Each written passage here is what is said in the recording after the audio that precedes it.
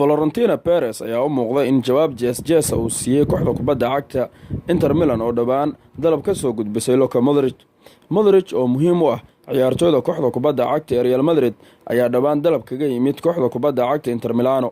sidaa darteeda madaxweynaha kooxda kubadda cagta Real Madrid Florentino Perez ayaa u jawaabay kooxda Inter Milan isagoona sheegay in 750 milyan oo lacagta Yuroga ah ay diyaarsadaan haddii ay doonayaan inay helaan ciyaaryahanka khadka dhexe ee kooxda kubadda cagta Real Madrid xidiga lagu magacaabo Luka Modric. Madrid ayaa dhawaan fasaxday Cristiano Ronaldo oo ku biiray kooxda kubadda cagta ee Juventus. sidaa darteeda koox walba ayaa ku soo dhiiratay inay soo dalbadaan xidigaha ugu muhiimsan ee kooxda Madrid.